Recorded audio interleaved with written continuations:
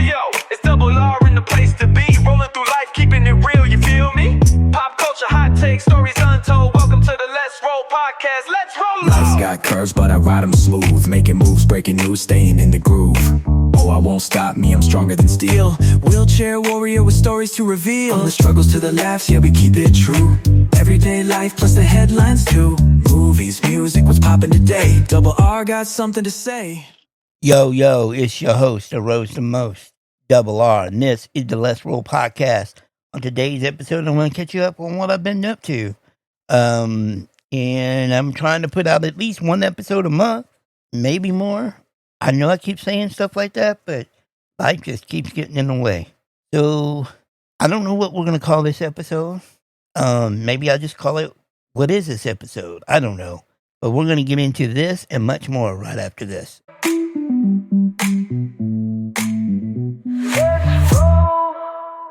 All right, guys. So what's up? What's going on in the world today? This world is crazy. I have a lot on my mind. I have a lot of things that I'm kind of concerned and worried about. I try not to worry about things that are beyond my control. I do my best to do that. But all of these things that are going on, especially in political realm, is scary because it's going to affect me in a lot of ways. If all the things they want to do come to fruition. And, it's not only going to affect me, it's going to affect my mom. It's going to affect a lot of people that I care and love. I care about and I love. And it's on one hand, it's kind of stressing me out. It's getting to me a little bit. So I've been trying to keep my mind off of it. Been trying to, just keep my mind busy and doing things. And I've been doing a lot of 3D printing and playing around with that, trying to get myself motivated to start doing some sales with that and figuring out what kind of things I want to make on my own versus, being a sales, what do you want to call it, an authorized vendor of other people's models. You can do that through going through Patreon. And you sign up you sign up in their Patreon to become a member, and in whatever tier you select, you'll have the opportunity to, sell their models, print them out and sell them. So I have a couple of memberships with a couple of people, and but my biggest problem with 3D printing right now is just having the materials to be able to print all this stuff. So I'm working on that slowly.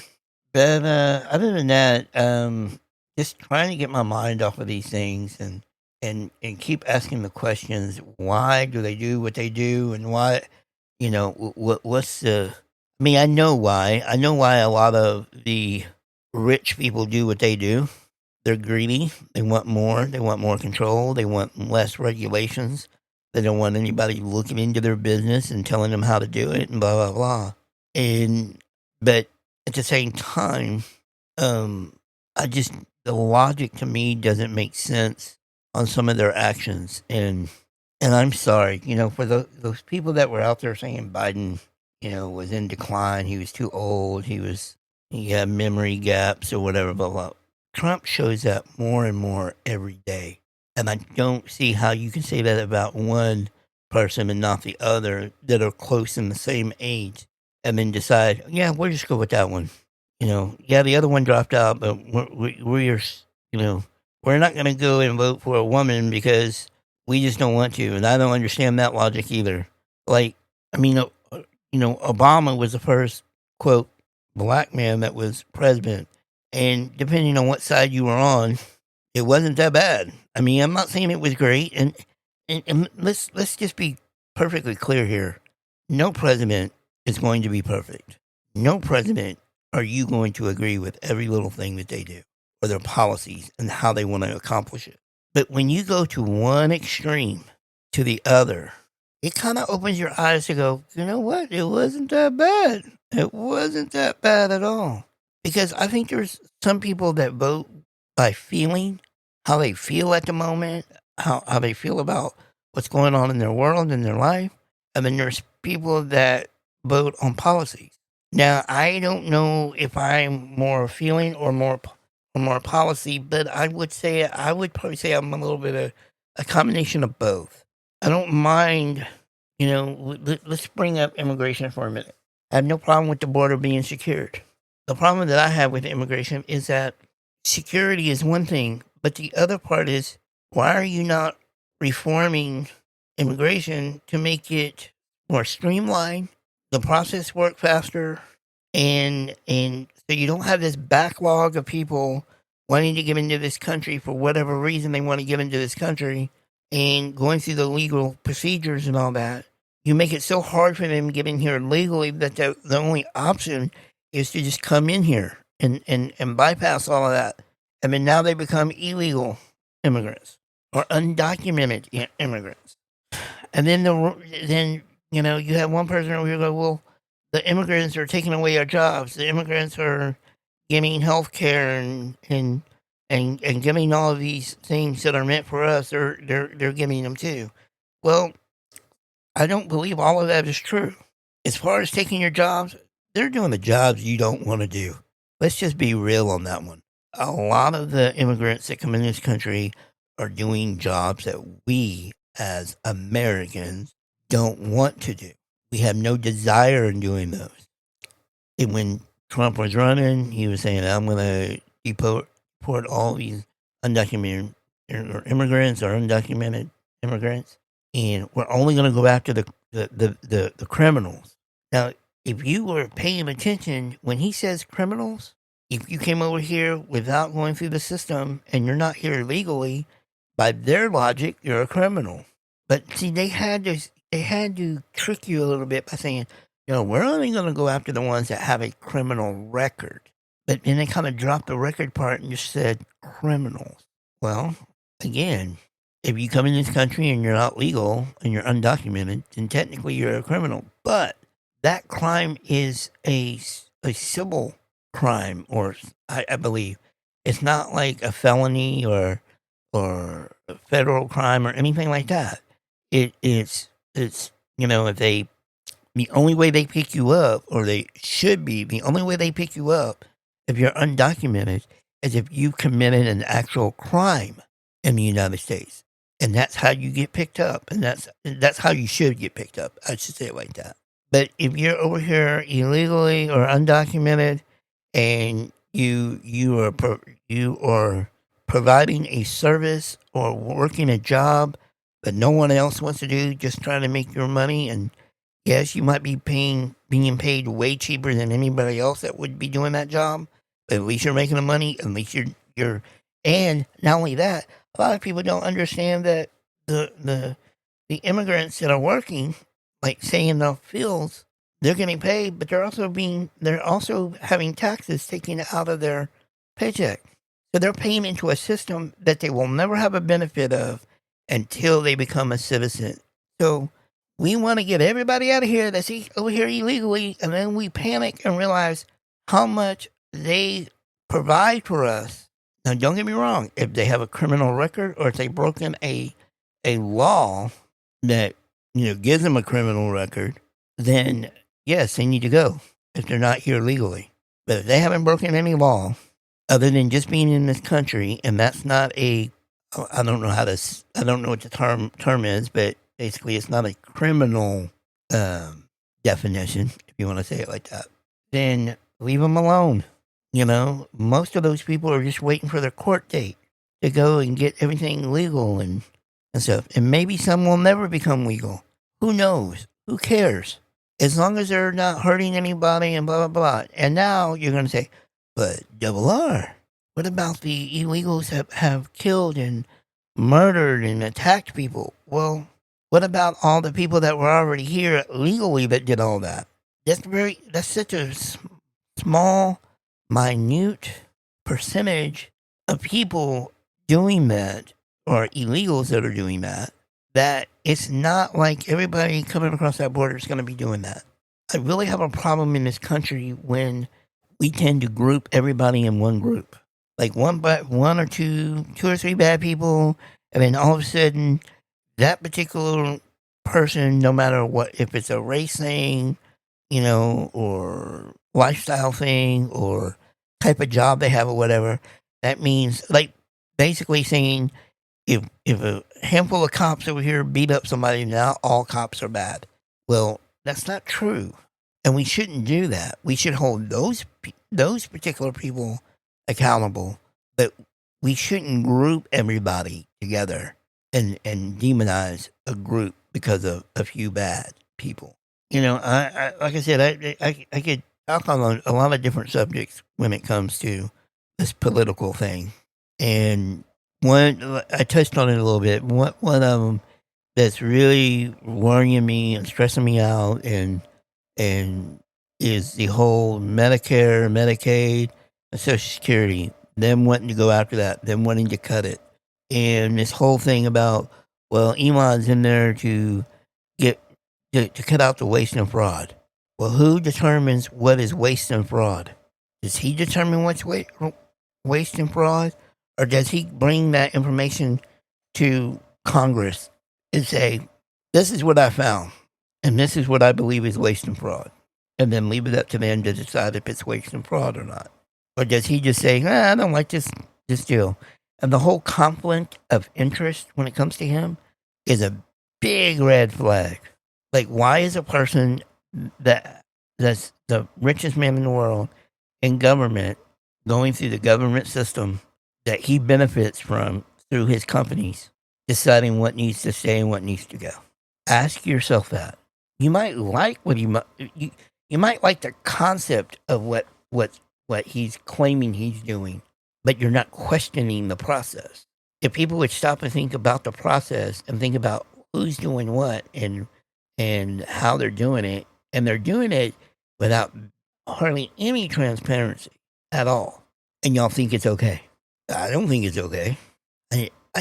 It's how many times does a person have to lie to you before you realize that's all that person does is lie? And it doesn't matter how many lies that are told. There's a group of people that just suck it right up and believe every little thing. And then you have the F around to find out situation. Because there was a lot of people that voted for Donald Trump and for the MAGA party, and got the wool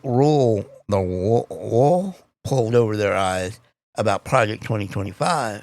And now they're starting to find out that family members are getting deported, benefits are being taken away, or things that you relied on are being taken away because of the so-called fraud and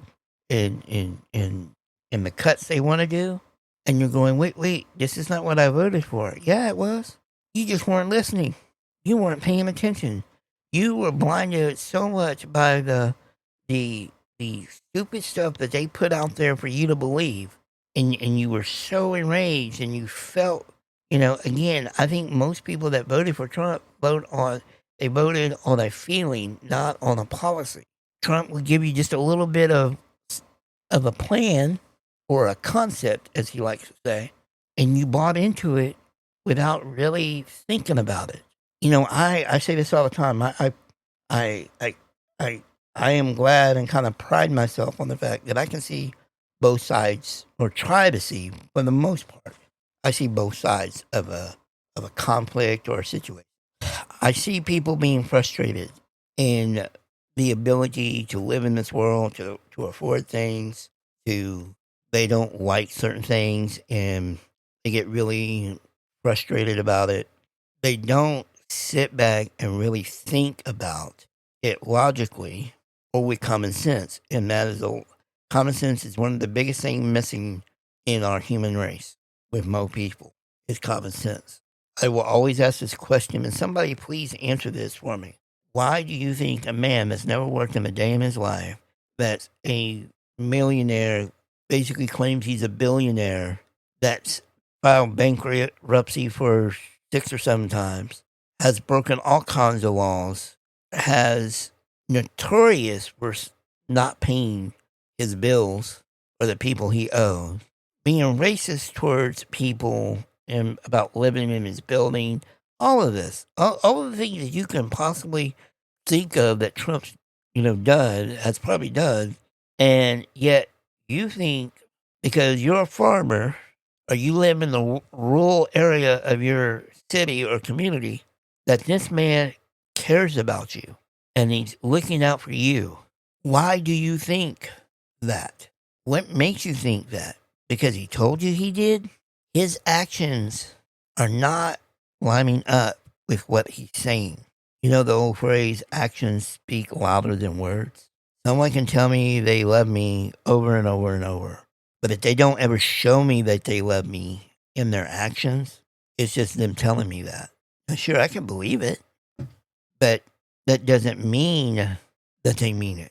They're telling me, but they're not showing me. Your actions are going to speak louder than the words that you're speaking. And Trump's action and his administration is speaking loud, but not speaking what he said he was going to do. His actions are totally opposite of what he was saying. And if somebody comes up to you and says, and they're on the opposite, I don't want to say opposite side, I want to say they oppose what your beliefs are, but they can present it to you in a way to point out that you're not seeing the whole picture, then you get defensive and get mad and say, you're just blah, blah, blah. No, I'm not. I'll claim it right here. I am neither Democrat or Republican. I have voted for, at different times in my life, I voted for a Republican and I voted for a Democrat at different times, just depending on who I felt or liked by either what they said, what they were presenting, what they talked about, what they were doing. And there is what I call being presidential. If they came across as being presidential, being respectful, acknowledging, people, and having, if you want to say, empathy and understanding that there's more than one class of person in this country, then I'm looking at you. But if you are constantly saying some random stuff, making fun of people, talking down to people, then I don't want that representing my country. There's a way of being bold and saying what's on your mind, that you don't come across as a bully, you don't come across as ignorant, you don't come across as non-presidential. Like you can, there's ways of being, because I've heard this before. A lot of people just because Trump speaks his mind. He just says it, and he doesn't care. And on one hand, that's okay, and that's fine. But on the other hand, it's but there's a way to do that without, I don't know what I'm trying to say. But basically, I can put you down without you knowing I'm putting you down. But if I just come down and just say it, and I'm saying it in a way that I'm putting you down, then that's just not cool. That's just, his personality I don't like, his thinking I don't like. He does come across as being very uneducated, and I'm not saying I'm as more educated than he is. I'm just saying that he doesn't come across as being very educated in what's going on in the world. Now, there's two things that could be. One, he's getting older, and the older you get, your mind starts to go a little bit. You also could have signs of dementia or Alzheimer's coming on. So a lot of the things that he was smart about back then, he just kind of has forgotten, or he just wasn't educated very well. And in the past, it has said a lot that he's not as educated as he presents himself. He's one of those people that wants to present himself better and more important, or however you want to say it, than he actually is. I don't hate anybody, but I do not like Trump. I didn't vote for him. I didn't want him to be president. Even the first time I heard that he was going to run, I was like, that's a mistake. If anybody votes for him, that's a mistake. I knew that before he even told me whatever his policies were at the time. And then when he got elected the first time, and we went through those 4 years, and he was just, he is absolutely not for anybody but for himself or for his rich friends. And I could not believe that we wanted 4 more years. after Biden. That Biden was so terrible. I don't see how I'm not saying he was great. I'm not saying he was perfect. But he was far beyond terrible versus Trump. And then when they switched to Kamala, I had a little hope. I was like, oh yeah, okay. I like the energy. I like what's happening now. This old argument about anybody running for president saying they're not qualified or they haven't done anything or whatever, blah blah. How do you know they're not going to do a good job until they get the job? Now, I could probably easily said that about Trump, and I'm kind of contradicting what I just said, but I could easily go, yep, he wasn't qualified. He didn't have any public service in his background. He's a rich guy, TV personality. He's a great promoter. He knows how to promote products and stuff and get you to buy them, even though they're probably not worth $2. But as far as saying he can run the country, look at all the businesses he had. Yeah, all the ones that have failed. Like I don't get that. Now, granted, he wasn't the first TV or entertainment person to get into public service and government. You had Arnold Schwarzenegger. You had Ronald Reagan. You had Jesse Ventura that was a wrestler. But I don't like the argument to say nobody, they don't have, they can't do the job because they don't have the qualification of the background. I disagree. As long as you're really paying attention to what somebody's saying and doing and their actions, then you can say, well, let's give them a chance. It's only going to be 4 years. I mean, we can make it through Trump. We can probably make it through almost anybody, but I don't know if we're going to make it through Trump this time around. It's just, this is where my mind is right now, guys. But I want to get off of this subject because it's just going to, I could sit here and talk for hours. So let me take a break and I'll come back with what the conversation I had at Walmart with another customer. We'll do that right after this.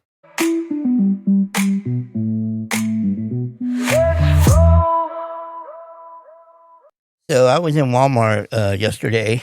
It started off like this. I tried to order some stuff on DoorDash, and of course I'm tracking the DoorDash stuff on my phone, and I see the DoorDashers at the store getting stuff, and then they messaged me through the app and said, "Hey, I'm letting you know that my DoorDash card, that DoorDash provides them to go buy the stuff that you're needing or wanting, doesn't work."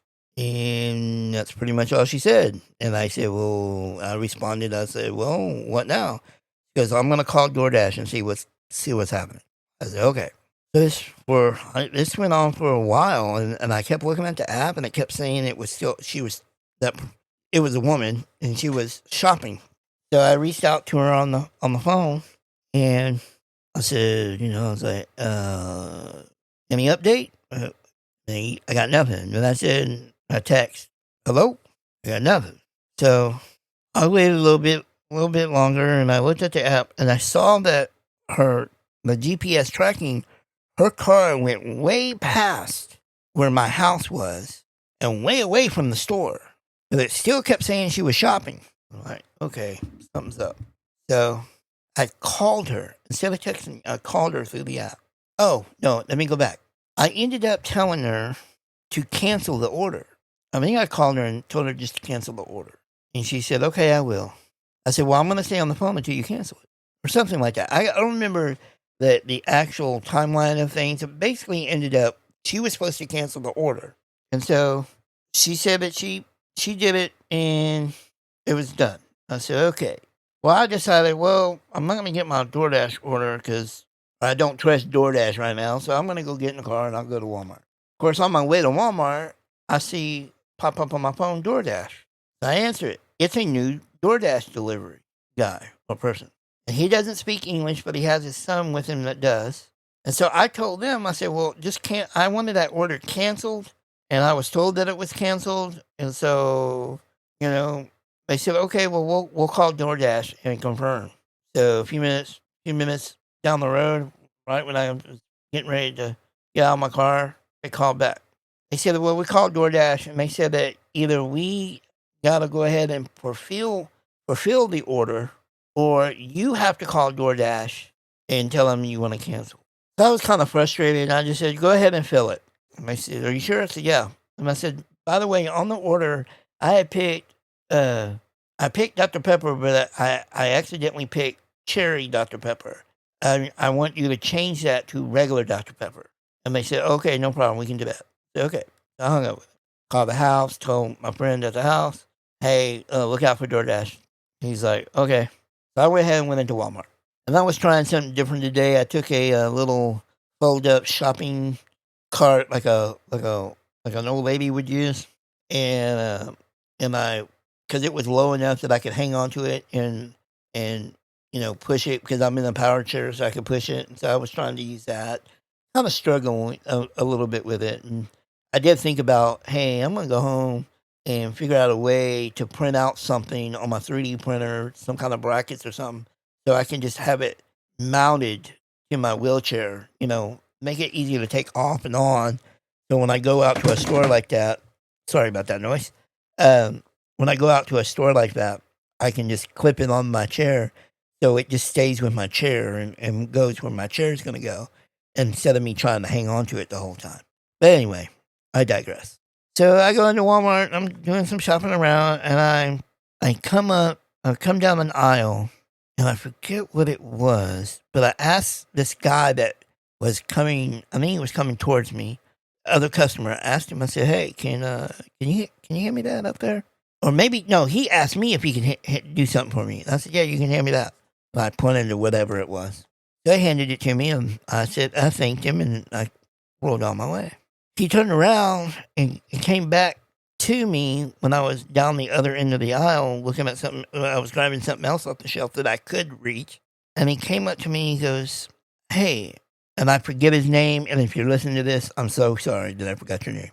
I'm not good with names. If we saw each other more than, once, or kept up with each other or whatever, then I would be, I would, learn your name and remember it, but I don't remember his name. I think it starts with a J, but I could be totally wrong.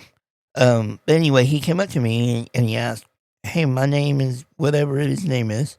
And he said, can I pray for you?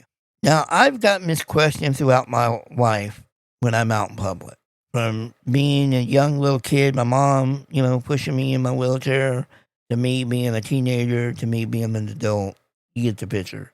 I have random people come up and ask if they can pray for me.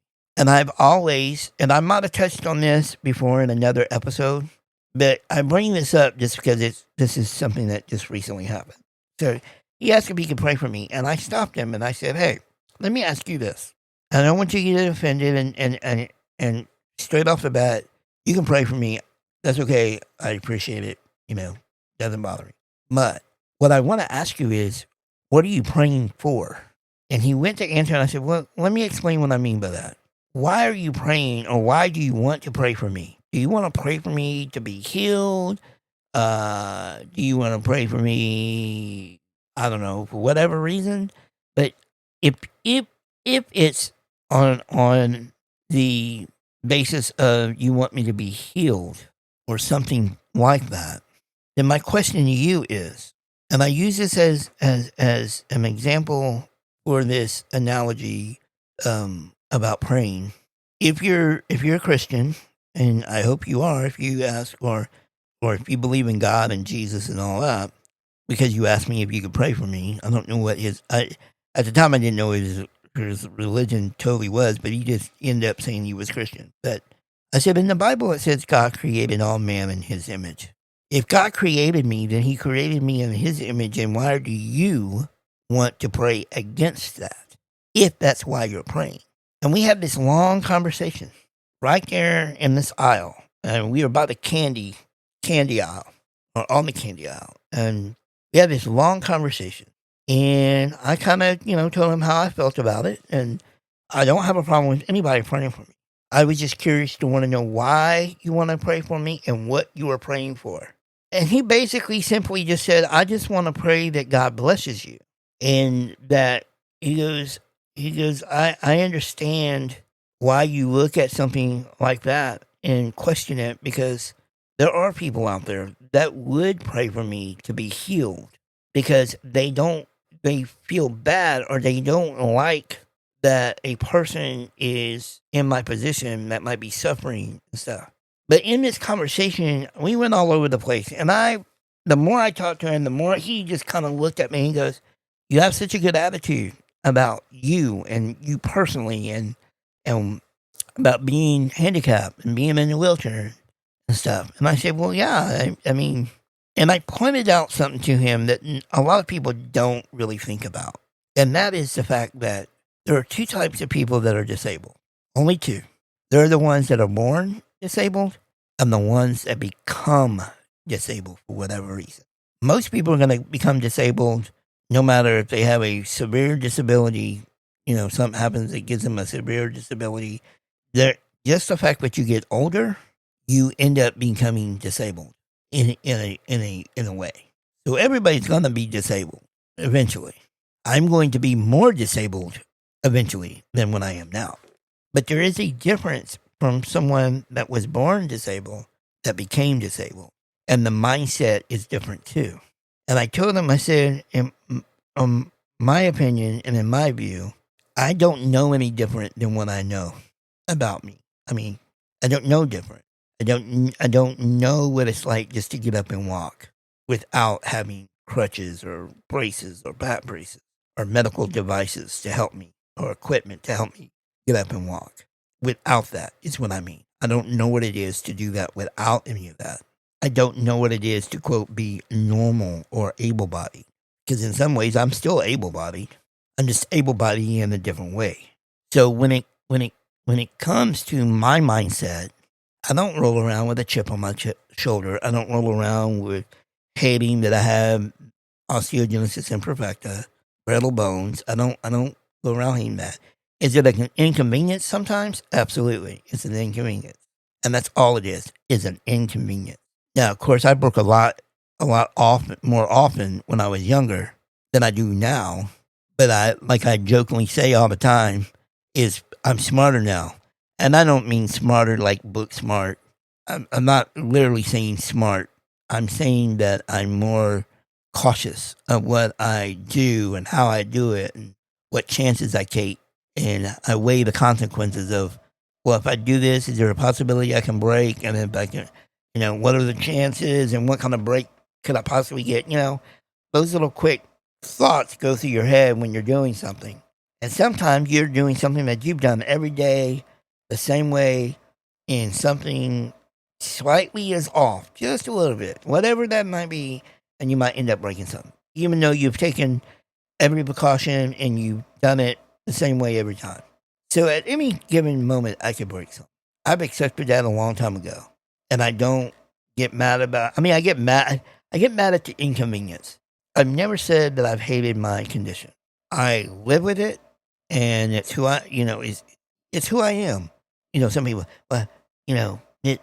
my disability is not who I am. Yes, it is. It's a part of who you are. There's a lot of things that make up a person and who they are. Me being disabled is one of them.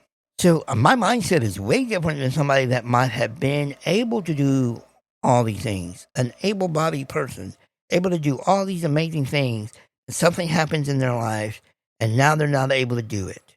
And they immediately go into this depression and this mindset that their life is over now. They can't do the things that they want to do. And some push forward, but even when they're pushing forward and doing life, they still have a small, tiny chip on their shoulder because they want to prove to everybody that this is not going to stop me. Now, I might have that same mindset in a certain way. My mindset is more of, I don't need to prove to you that I can do it, but I don't need you to tell me that I can't, because I'll be the first to tell you that I can't. I'm not setting out to prove that I can do anything. I'm either going to do it or I can't do it, or I'm not going to do it. But I don't have that mindset that, I'm going to prove to you that I can do this. You're not going to stop me. hey man, you give me logical reasons why I can't do something, I might say, yeah, you're right, I can't do that. Or I might say, yeah, some of that I might not be able to do, but if we can change this or that, and let me, adapt it this way, then I can go from A to B and still have the same finished product. I'm just getting there a different direction. Like going back to people that become disabled and have this attitude, I probably told this story before, but a quick little story. I was in a GameStop one time, and this customer was up at the counter, and the clerk or associate was taking care of him. And I simply interrupted him and said, hey, excuse me, can you help me with the door? And the guy was really polite, and he said, yeah, no problem. And he followed me over to the door. And when he was following me over to the door, he was making a comment about, I'm always hesitant to ask someone in your position. And he was trying to be very careful about how he said it.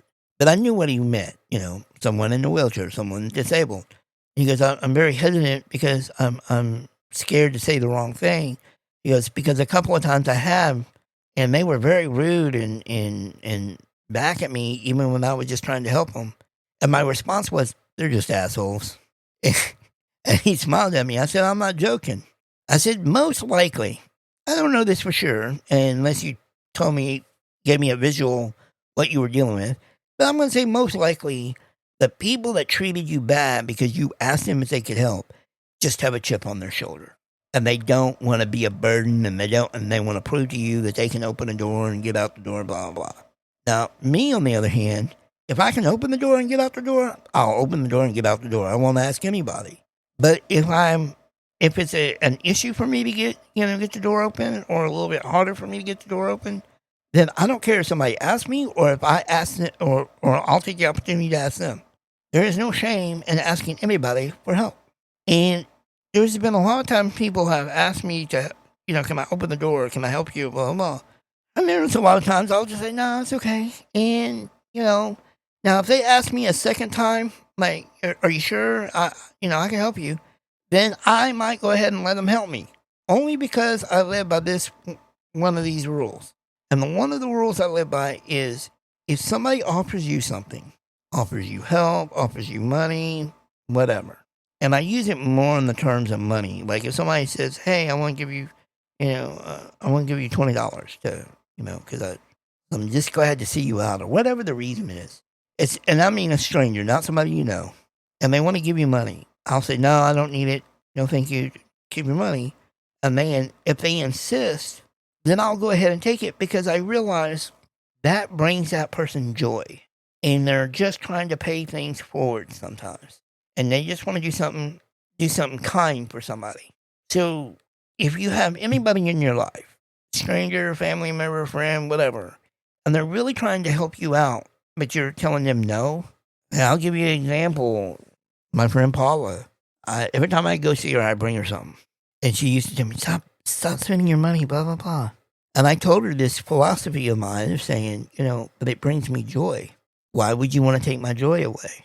I'm giving you stuff because it brings me joy. I like to see you happy. I like to see you smile.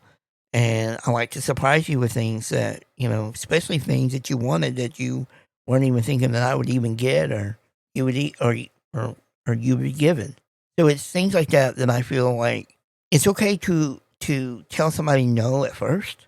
But if they persist, then let them, because that's just joy that brings them joy and brings them a sense of purpose.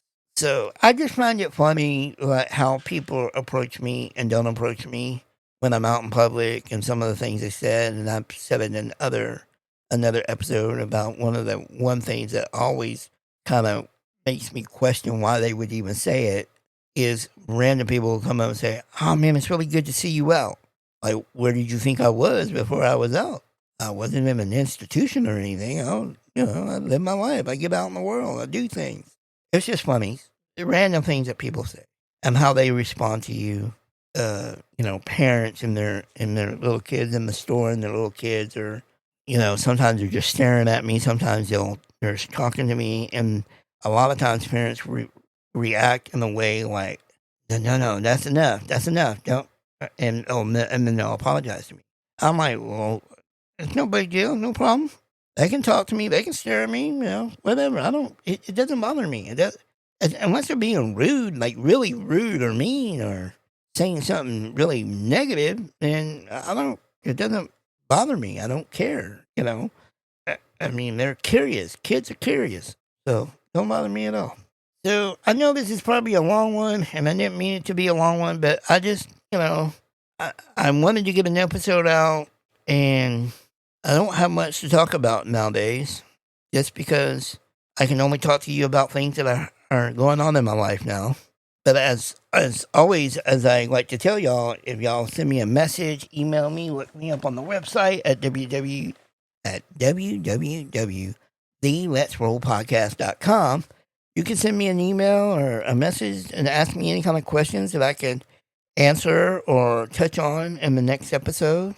And, the more feedback I get, the more I can come up with different things to talk about. But I appreciate everybody listening to the Let's Roll podcast. And until next time, let's roll. Hey, this is Paula, and you're listening to the Let's Roll podcast with host Double R. Make sure you're following us on all of our social media.